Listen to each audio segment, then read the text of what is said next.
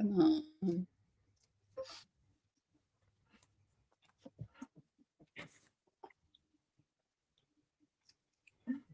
We're still in please wait mode.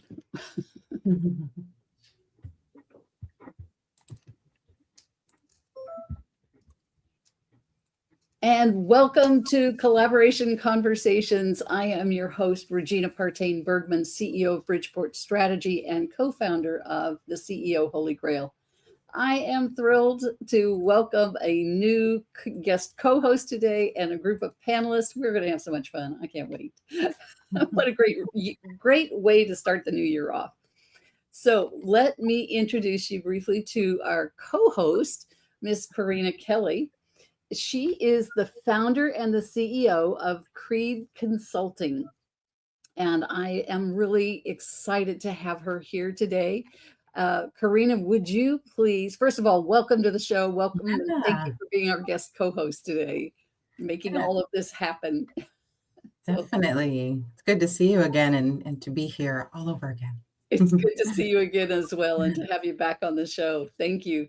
So Corinna, would you please introduce yourself? Tell us a little bit about your journey, what's brought you to this place in life, and who you serve and why that's important to you. Yeah, definitely. So, I was on here last year and it feels like it was a while back, but I'm back again and I am happy to be here and here with some new guests. So I'm Corinna Kelley, and I am, as Regina said, the founder and CEO of C.R.E.I.D Consulting and Coaching. And so who I serve is those who serve others. And these are other leaders, within community health spaces that are looking to make the world a better place. I call them change makers. And so what I'm supporting them in is periods of change and transition. This is definitely a season. And so those that are experiencing those changes and transition and maybe found that the way that they have led before is no longer sustainable. And so I support them in leadership health coaching, which is a combination of what I've been doing for the past 20 years in community health impact and improving the health and the well-being of our communities, as well as utilizing my military adaptability and strategy planning and pairing that with coaching. And so leadership health coaching is a new way to lead sustainably, featuring whole health as really our center. And so supporting those leaders as they move through roots, I call them roots, rhythms, and sustainable growth, and into their next chapter of who they are becoming in alignment. And I love that. Yeah. I love that. And it's so important, especially today. We have so many pulls on us, so many things that we're doing. And definitely that can impact our health, our mental health, all of that. So that's wonderful. I love that. Yeah. Corinna, would you please introduce each of your guests that you've brought today, our panelists, and have them share a bit about their journey, who they serve, and why? Yeah, absolutely. So I selected a diverse group, some individuals I have worked with before. Well, all of them I have worked with before in different types of capacities. So I'm going to turn it over to Jennifer McKeever first. Sure. Well, hi there. Thanks for inviting me to be here, and I'm looking forward to hearing from all of you. So my name is Jennifer, and I am the founder and managing director of an organization called We Public Health, and that stands for Women Entrepreneurs in Public Health. We were founded about 5 years ago, a little over 5 years ago now, in response to what we were seeing as women in the field of public health struggling to be able to realize their full professional potential.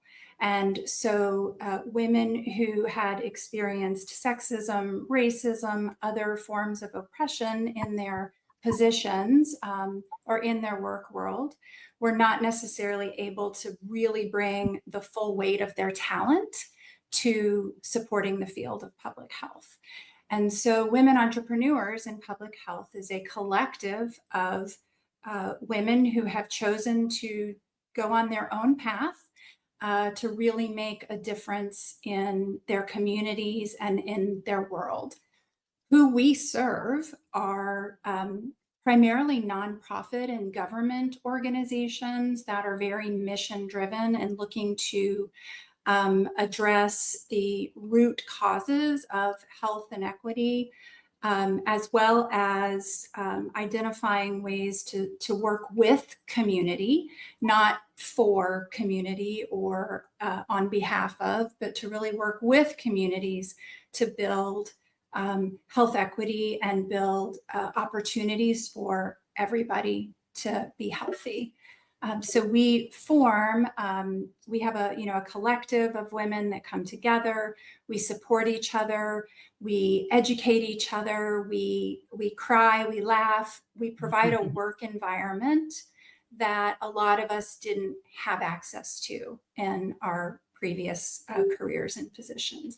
And by doing that, we allow ourselves to be our best selves and provide our best work to the clients, the nonprofit organizations that we serve. So Excellent. Happy to be here. Oh, and why do we do that? Well, because why it's important to you. Yeah, I mean, I think our overarching why is around supporting those, particularly those who are underrepresented, underserved, have been systematically marginalized to really create a more just and equitable world. Excellent. Thank you. Corinna? Yeah, well, thank you, Jennifer. I'm going to turn it to Maudra. Yeah, introduce yourself. Thank you so much, Corinna, Regina, and the rest of the panel. Good afternoon. I'm Maudra Brown. I'm the CEO and founder. I call myself the Chief Health Strategist of MRB Public Health Consulting. And who I serve and why I serve is probably one of the most important questions I've been asked so far in 2026. I will say it has been, transition probably is an understatement. How I started and how I finished 2025 is unbelievable, groundbreaking, transformational. I started my consulting work to help communities to be involved in the work.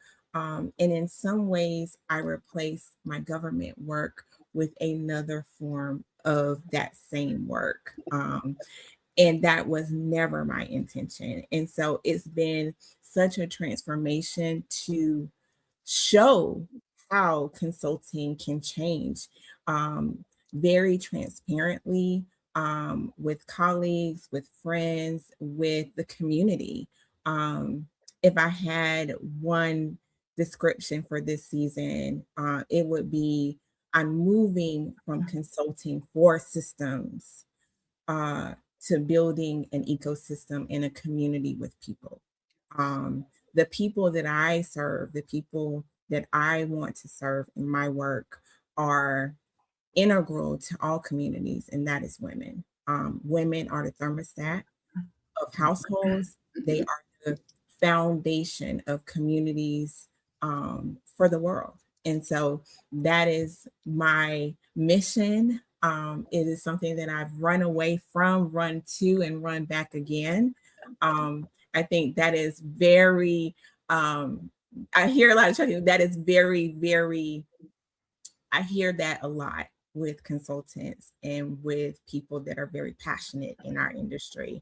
And my goal in this work is to be transparent in my journey, and hopefully that transparency, that vulnerability will bring community to people and bring them together.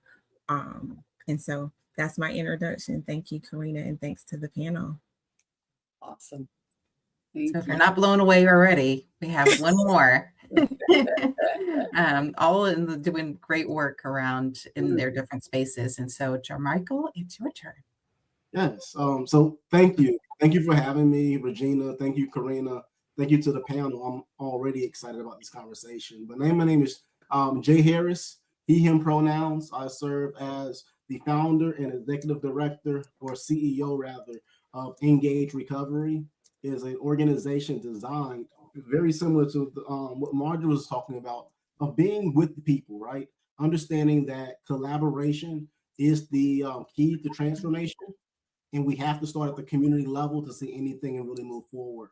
I've been blessed to work in a lot of different spaces, primarily on college campuses, and now in the technical assistance space, working with campuses across the state of North Carolina and across the nation as a whole.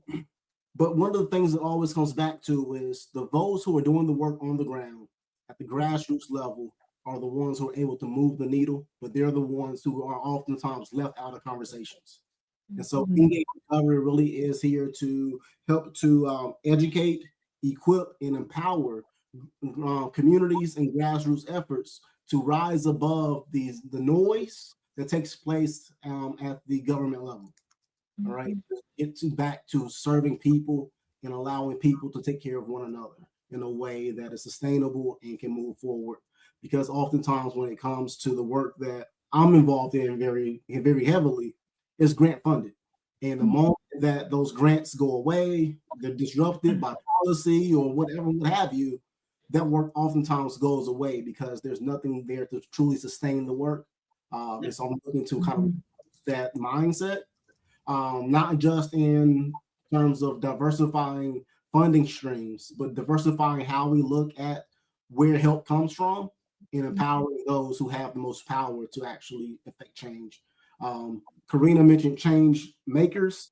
We call them change agents out here. All right. I love it. This is going to be such a great conversation. If everybody will bear with me for just a moment, I'm working on a new feature in this platform, and I'm going to accept someone that's in the waiting room that's part of our audience and see what happens, whether it pops them in here or actually in another room. So hold your breath. Let's see what happens here. I'm going to accept this. This is Elisa Cottrell. Okay. So she is in the waiting room. So I lost the other person though, Maudra. I'm sorry. Tell her to come back and send her a message. Tell her to come back and I'll let her in. So I think that so she's here as a guest. Yes. Yes. Welcome, Elisa or Alyssa. All right. So I think that based on what you've all said, I think a great direction to go for this conversation would be helping other communities do all the things that you're doing, right? Because as you said, it's as you were saying, Jarmichael, you know, that collaboration is the key to that transformation. You know, just everything that you were talking about there made me think this is where we need to start is how do we help other communities do what you're all doing?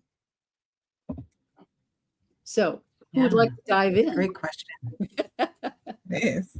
If I can, I'll say it's really not that hard. I think one of the things that we have not done in our society as a whole, and in this field in particular, has put people on pedestals to believe that if you're on this podcast or if you're on that stage, I can't get there, right? But we all started from pretty much the same spaces.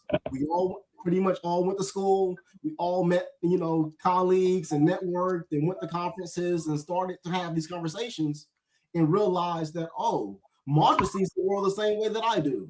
Or Corinna sees the world the way that I see it. I mean, Corinna and I actually were at a conference together. She presented, and one day I presented another day. But we left there thinking, oh my God, I cannot leave this space without getting her information and seeing where we can take this further, because I can't do this alone. I think that's really where we start, right? Is empowering folks to understand that everyone's voice has an opportunity to be heard. You just have to know, not necessarily the secret handshake, but start shaking hands. I love that. I would add being vulnerable. Like, it's in our field, especially in public health, there, you know, as you mentioned, Jarmichael, like it really is grant funded. So sometimes people are nervous, they're scared, there's a scarcity mentality. Well, if you get it, then I don't.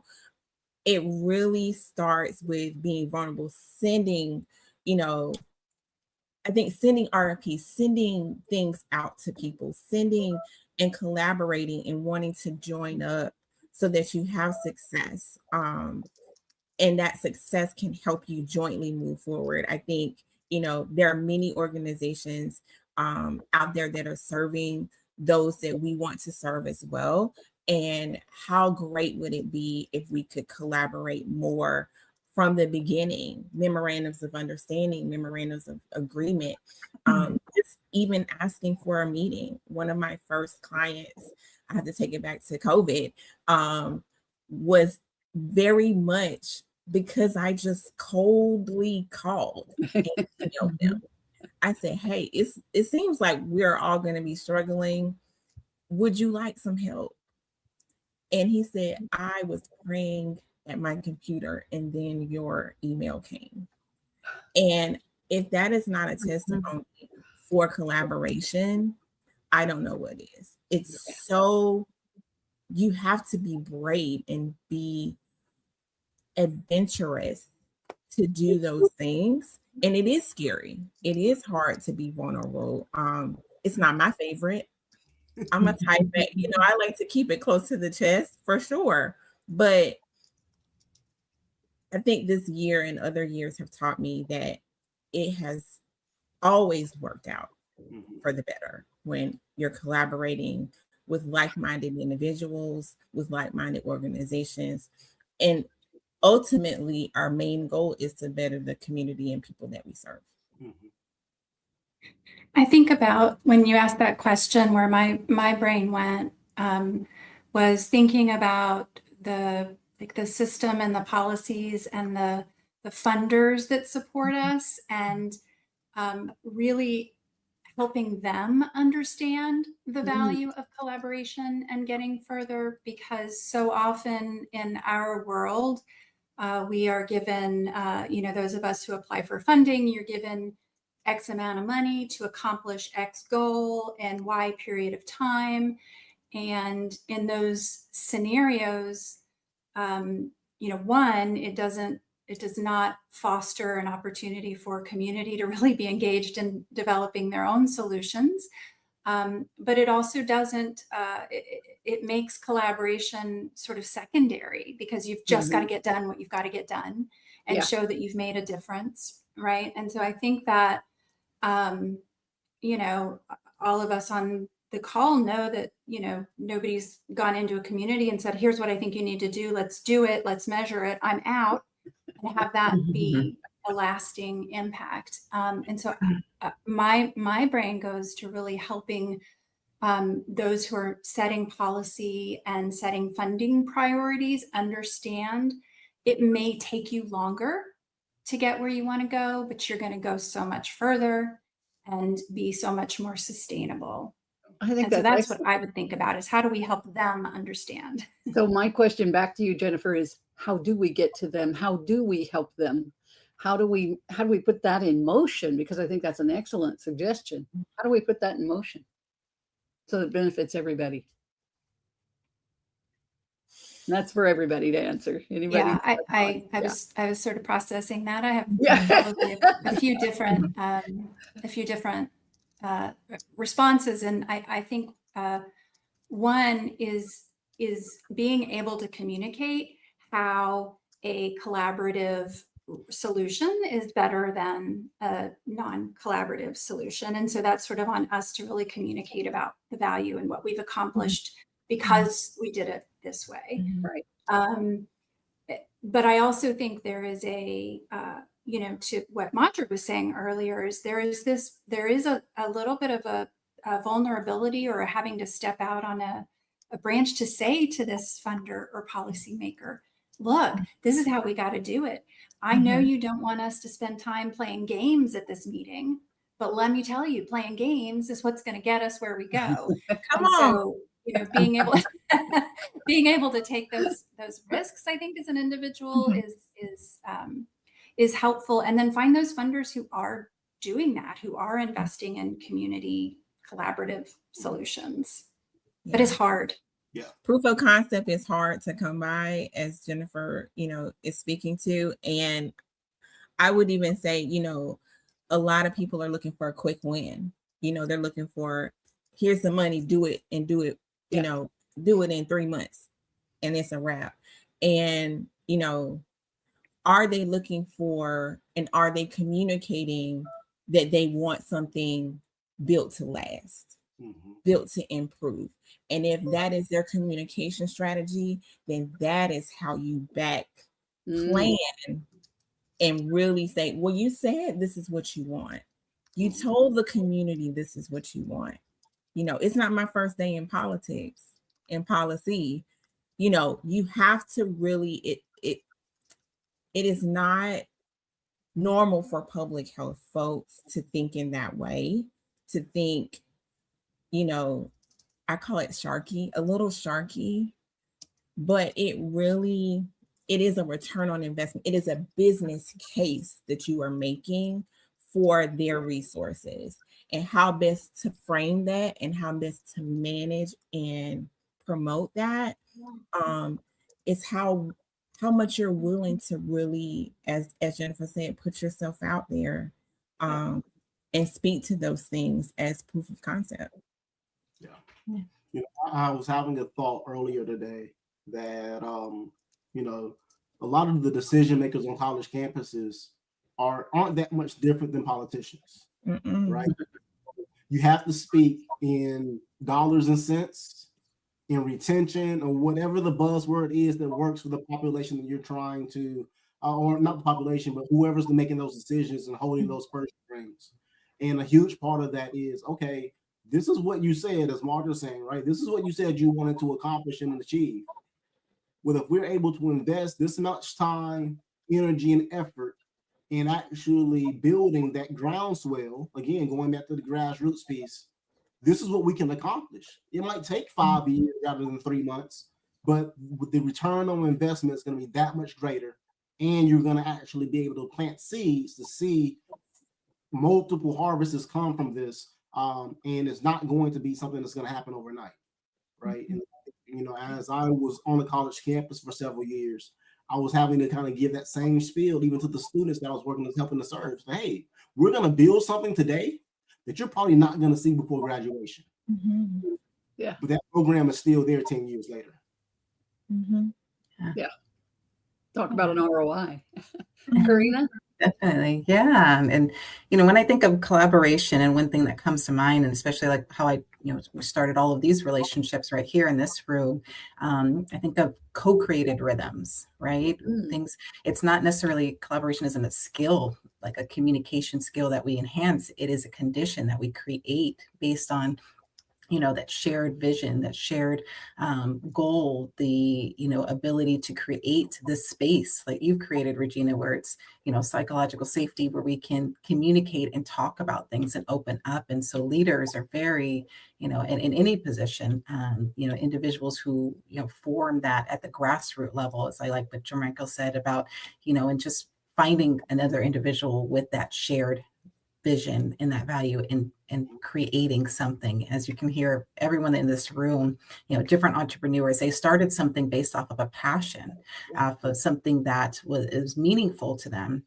and then found others to co-create these spaces and opportunities and bringing each other along. And so collaboration, against at really any level, but it's the condition that we create. I love that. It's all great. If you were going to make a checklist for a community, for someone in a community that, wants to go down the path that you've all gone, what would some of those things be on that checklist? Oh, Maudra's brain is just going, I can see. It's a long list.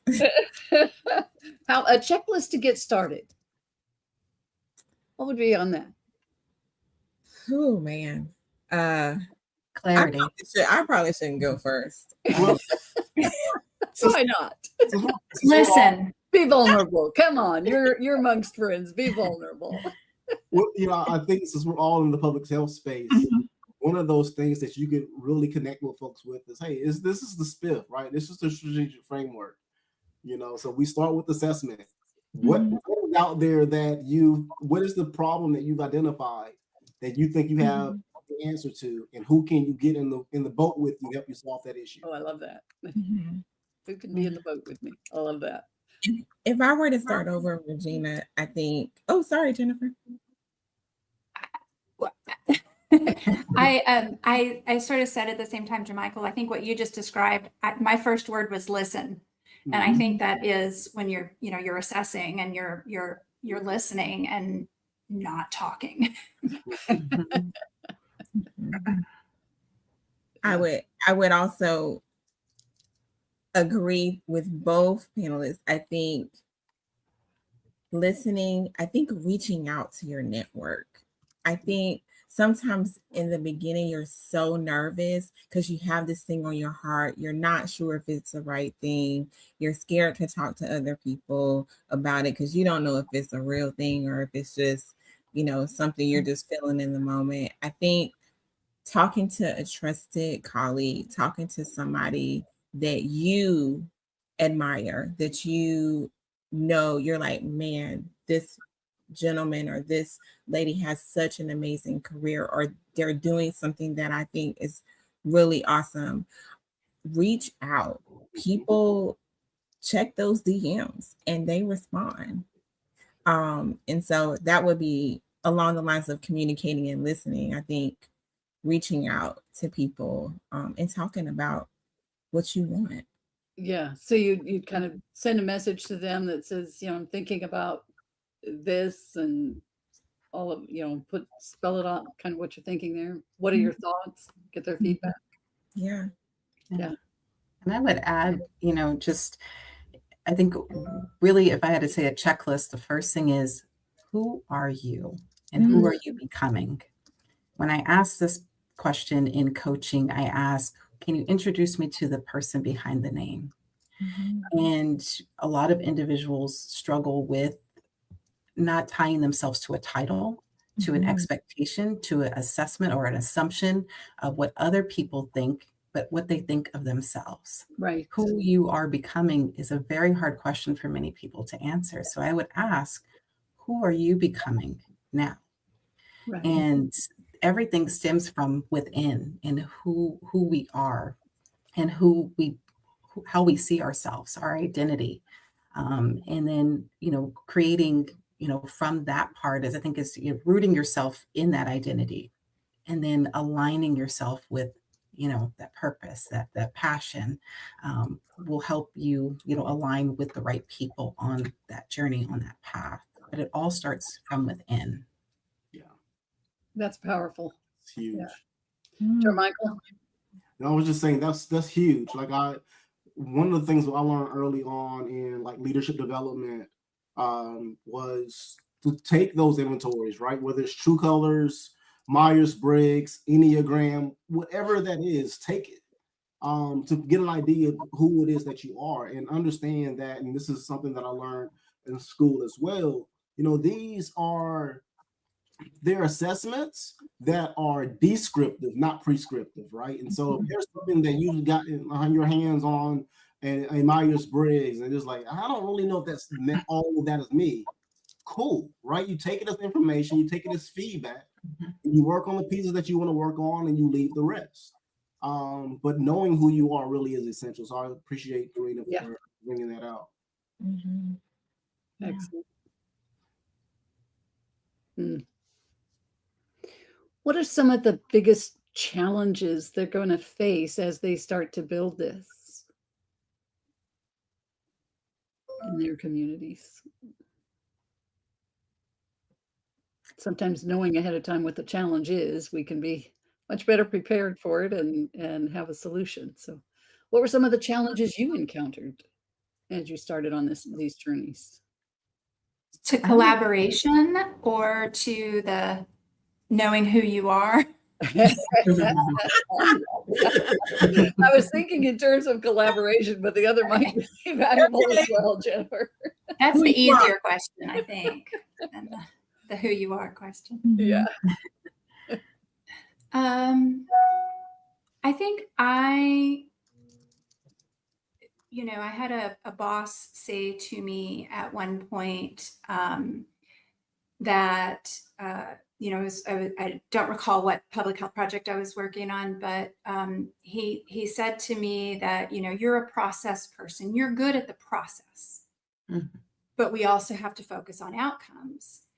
And I just had so much thought about that, and that, the process is what gets you to the good outcomes. And so it's to that earlier, statement I made, if you walk into a community and say, here's what I want you to do, and walk out, what are you going to get, versus like really paying attention to the process and the building relationships and, authentic engagement and co-creation, as Corinna was talking about, are not to me, that's not the process. That is the thing, that's where they say it's not the destination, it's the journey, right? Like that, Right. That's where the work is happening.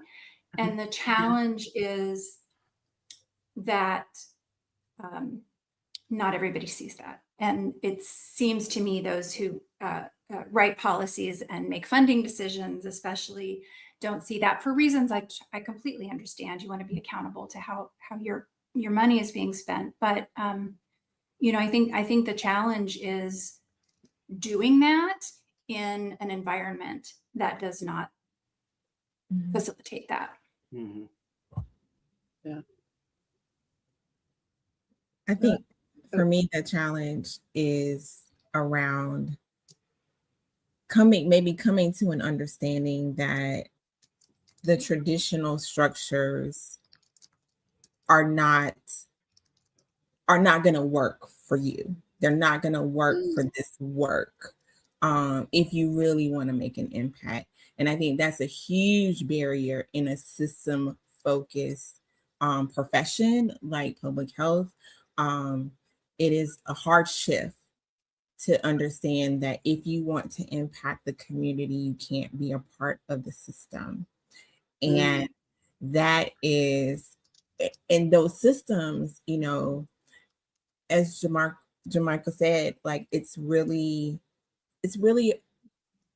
you're a part of it because that's where you were educated. That's where you were doing some of our first community-driven work. So it's a hard juxtaposition, a challenge, if you will, to understand that sometimes if you really want to make an impact, you have to be an outsider, an outlier, an early adopter to some of the most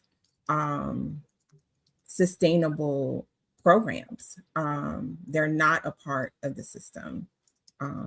So it's a hard thing to realize, for sure. Yeah. Jarmichael, I can see your Susan's pondering about something. That's real. I don't know. This is the thing. Jennifer, Maudra, Corinna, Regina, we could all come together and say, hey, we have the solution for this, and we know exactly how we want to get this thing done. And I don't have a whole lot of money, but we can pull all our money together from this place and this place and this place, and we can make this thing happen. And we'll be on the same page. And then we'll take that mission to our decision makers. And the decision makers say, well, who's going to get the credit? Because y'all five just decided this, and I'm only going to put my money and my name on this if my name can be on the building. And that's where things start to fall apart. And those of us, again, at the grassroots level, have had to navigate, how do we survive in this work when everybody wants the credit and all we want to do is save lives? Yeah. Great question. Great. Great question.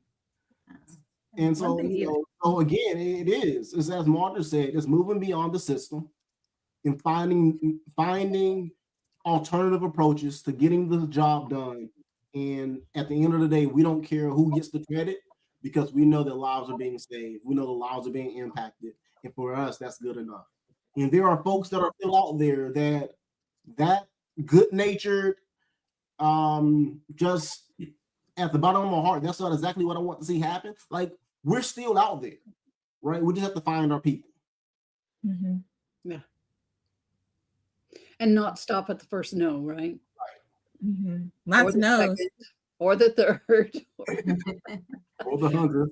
You know, if we're passionate about this, you know, whatever it is, if we're passionate about it, we've got to have that perseverance and that what's the term I'm looking for? Anyway, but that ability to take those arrows in the back, if you will. Sometime in the front, Regina. And in the front. Take those arrows and keep moving. Well, I think that's exactly what we're talking about. I think, Regina, the word you're looking for is resilience, right? Yeah. So we're working with folks all the time who are always asked to be resilient. Yeah. And now we're ready to create something where folks don't have to be resilient to survive. Right. Yeah. I love that. Yeah. Corinna, what you thinking? Yeah, no, when you had mentioned challenges and, you know, I think what came to mind and what I've been challenged with and also kind of seeing from a new perspective, right, is, you know, being a consultant and kind of being the one that's the problem solver, right? And I think a lot of us have sat in a space, you know, especially in collaborations where you want to be the one that's solving the problem. But where the mindset shift changes is, what if you sit with the problem and don't have the solution? What if we look at this from, you know, an angle, and this is the flexibility in, you know, collaboration and creating this space where we come together and co-create, but it really comes from listening with curiosity. It really comes from, you know, maybe not having the solution, and being able to create spaces where people can bring up multiple different solutions and where things can change and shift. And so I think a lot of, you know, periods right now where we're in the period of change and transition, we always will be, as not only in, you know, in organizations and in our life, but, you know, personally, we are constantly changing and shifting, and looking at things from different perspectives. And I think that like I said, the creating that curious mindset to where can this go, you know, and can I allow the space for others to be able to bring in, you know, some different ideas, and can I also shift my mind to see it from their point of view? And that's really a big part of, you know, collaborations. And the challenge sometimes is we always want to solve. Yeah. And Corinna, that makes me think about just like having to get, and this is something I work on consistently and probably will for the rest of my life, but being comfortable with the messiness that happens. And so often, you know, in any project I'm working on and people are coming together and sort of saying, well, what, you know, this just feels weird. This doesn't feel right. That's okay. You can still move forward. So I like to sort of say, like, just, it's okay to move forward imperfectly, you know, like with just as you are, you know, as you are doing your work, it's just, you have to let go of that. I have to let go of that perfection. And allow for the messiness. And it happened, like, you know, when there are things that are just not solvable right in that moment, you know, and it has to be okay. A thought that occurs to me, and I appreciate what you just said, Jennifer, and what everybody has said up to this point. It's been amazing. But a thought that occurs to me is, as a creator, you know, you've come to this project, this corporation you've created, this whatever that you're doing, with this passion that you have, and you think you have the solution. And so as the creator, you're bringing other people into the fold, but other ideas are coming in that are kind of not exactly what you were thinking. How do you handle that?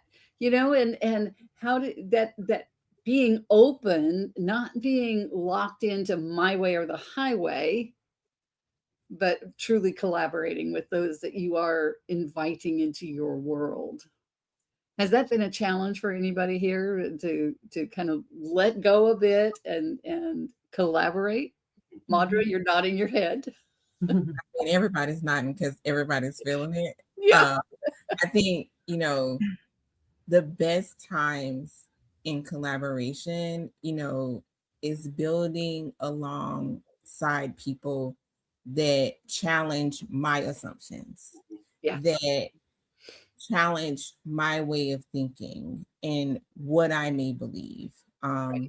One of my first jobs was working in a school system, doing counseling, and marrying that work with public health. And what I was tasked to do and what ended up happening did not marry up at all. And those kids challenge my assumptions every day, all day. I don't know if y'all know, but late elementary, early middle school, they have so many opinions. And it taught me not only to pivot, but just to really think, this is my way, it's not the way. Mhm. It is what I believe, but it is not the only belief.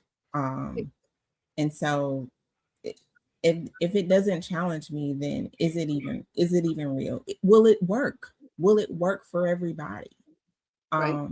Because everything doesn't work for everybody all the time. Isn't that the truth? So Yeah. Anybody else experience that kind of that challenge to what you thought was the perfect solution? Oh yeah. Because I've been working for a while, and so I've learned from mistakes, and I wanna help you learn from my mistakes. But you probably won't, and so I have to recognize that. And I think there's a certain level of the humility that you develop when if you go into a collaboration and you recognize, for me anyway, over and over again, my idea was not the best in the room, and maybe what came out of it was several ideas together, and that was the best in the room. But if I had solved this on myself, oof, goodness gracious, and so I think there's almost for me, like a recognition that I have to have input and other ideas and different perspectives, because we won't go as far. Yeah. But boy, I do struggle with it on a daily basis, for Is that sure. right? The term that comes to my mind is exponential, and that there's an exponential benefit to collaboration. Right. When we allow other ideas in, the opportunities are limitless. Yeah. shared ownership and mutual respect will get Yes. you so far. Yeah. I when you asked that question, what I pictured was the architect coming up with this like house design, right? And so in your mind's eye, you know exactly what this house should look like, but you have no experience in plumbing, no experience in being an electrician, bricklaying, all the things that's going to take to actually make this thing come to life. Right. You have to have other folks involved. Otherwise, yeah, I can draw a pretty picture, but make this thing actually come to life is going to be far from the end result if we're not all working together. And so, Great analogy. we all have a role to play, and you might actually you might see the vision, right? You might see exactly where this should go, but you're not going to get there on your own. Yeah. You can be the visionary, but you need help to get it across the line, for sure. And what comes along with that is the electrician comes and says, hey, well, you can certainly do this, but it's going to cost X, Y, or Z dollars. Or you can do this, but it won't be nearly as safe if we do it this way. Or, all the things that come along with everyone's individual expertise, they're going to help to push the project along in a way that is ultimately going to come together the way that you like it to. Yeah. It's sometimes even better than you imagine, because now you have everyone's expertise, and you drew it this way, but some other experts just says, hey, if you do it that way, it's going to fall over when the next storm comes, right? And so you have pieces as well. So we need to be humble. And I think I deliberately I have to ask myself for everything that comes up, do I have to weigh in on this, or will it be okay if I don't? And intentionally try to make more decisions to not make a decision, you know, and so it, Are we you know, talking about it's empowering our team to make those decisions? Is that what you're talking about, Jennifer? yeah, Yes. and it's practice for somebody who Yeah. likes control like I do. It takes real practice Yeah, and deliberation to it say does. like, I'm not Yeah. weighing in on that one. Yep. But that's And part of what makes you a great leader is when you can do that. That's, yeah, and knowing your role, I think, Jarmichael and Jennifer kind of hinted to that, is what is my role in this? And exactly. something that I've learned in all the different roles I've played in the collaboration, whether the facilitator, whether the mentor, the consultant, and now a coach, is that what are those specific roles? As a consultant, you're a problem solver, right? You are paid, hired to be the problem solver. Right. As a mentor, you are the expert. You are the person that is pouring whatever expertise you have into another. You're bringing that to the table. What I learned is different about coaching is we're a guide. When we look at different individuals, and something we can learn from leading like a coach is as a guide, is that we see everybody as whole, capable, and resourceful. Mm, You have the power of the solutions. And so working in a community health space where we empower community members is looking at them as whole, capable, and resourceful. I love that. And that we sit with you and guide you, but you have the answer. Yeah. You have it. So how can we act as a better facilitator in these collaborative experiences and help empower people to voice what is best for them? Excellent. I love it. This has been a great conversation. I so appreciate all of your input and hope that our listeners, I think they will, I hope that they found some real value here today, and especially those who are considering how they can do something in their own communities, that this might give them some answers and some direction that they can make it happen, what they're attempting to create. So we're going to move into our wrap-up round, which Miss Corinna is going to run. And Corinna, I want you to call on everybody for their final thoughts on collaboration and their contact information. While you're all giving that, I will take your contact information and put it out in the public chat for you. Okay. So Corinna, I'm going to turn it over to you. Yeah, so definitely, I'll call on, what, Jarmichael, you went last time, so I'm going to have you go first. So what is something, your call to action or your, advice for others? Absolutely. Absolutely. I always tell you, leave you all with this. Your network is your net worth. Protect, invest in it, and nurture it. And you can reach me at info@jarmichaelharris.com or at jarmichaelharris.com, my website. All right. Maudra, do you want to leave us with some inspiration? Sure. I would say the joy of my career is facilitation, and the most meaningful progress in my career happened when I stopped trying to do work alone. And I started building alongside people that agreed and people that didn't. Women are the center of our communities. They are the lifeline, and they are who I serve.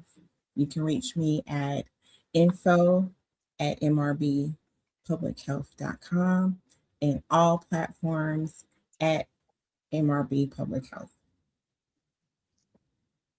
All right. And last but definitely not least, Jennifer. Yeah, I'm having so many thoughts from the discussion, but I think, what I would share is I have, so it's been 5.5 years since starting We Public Health, and I am the founder and managing director, but I by no means did it by myself. I was guided by about 10 women. And so the entire journey of the last 5 years has been about co-creating and collaborating. And I have never been in my close to 30 years of public health, I have never been as professionally fulfilled as I am right now because of the collaboration and cooperation I get to have with so many beautiful, talented people. So I can be reached at wepublichealth.com, wepublichealth.com. I am also on LinkedIn if you just search by my name.